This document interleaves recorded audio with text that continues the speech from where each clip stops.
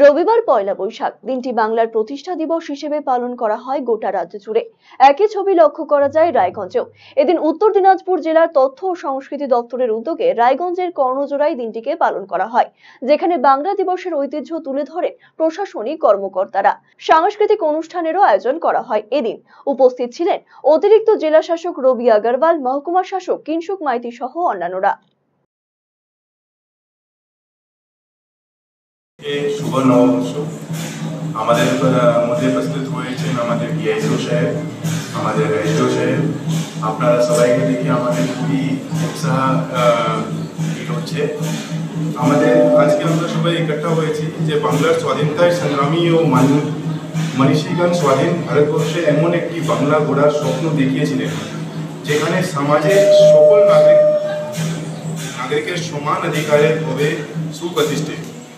এই স্বপ্নকে বাস্তবায়িত করতে রাজ্য সরকারের প্রতি বছর বাংলা নববর্ষে প্রথম দিনটিকে বাংলা দিবস হিসেবে পালন করার সিদ্ধান্ত গ্রহণ করেছে।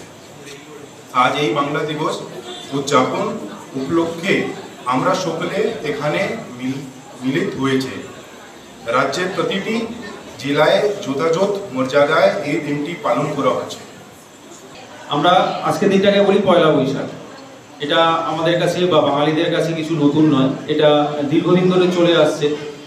আজকের দিনটি এবং ঠিক চৈত্র মাসের শেষ দিনটি আমাদের বাঙালিদের জীবনে একটি উৎসব মুখর দিন, উৎসবের মধ্যে দিয়েই পালিত হয়। অর্থাৎ বাঙালির যে নববর্ষ, সেই নববর্ষ শেষও হয় উৎসবের মাধ্যমে এবং শুরু হয় উৎসবের মাধ্যমে, কারণ আমরা বাঙালিরা উৎসব প্রিয়।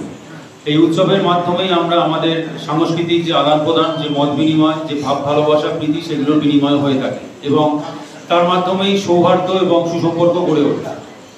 তো সেই সমস্ত বিষয়কে মাথায় রেখে এবং বাঙালির সংস্কৃতি, কৃষ্টি, ঐতিহ্যকে সামনে রেখে এবং এগুলি যাতে আগামী দিনের আগামী প্রজন্ম জানতে পারে, কারণ সময়ের সঙ্গে সঙ্গে অনেক কিছু পরিবর্তন হচ্ছে, অনেক কিছুই হারিয়ে যাচ্ছে জীবন থেকে, কিন্তু আমাদের যে সভ্যতা সংস্কৃতি সেগুলো যাতে হারিয়ে না যায়, সেগুলো যাতে আমাদের ভবিষ্যৎ প্রজন্ম জানতে পারে। তো তার জন্যই আজকে এই বিশেষ দিনের উদযাপন। আপনারা জানেন যে পয়লা বৈশাখকে বাংলা দিবস, রাজ্য দিবস হিসেবে ঘোষণা করা হয়েছে।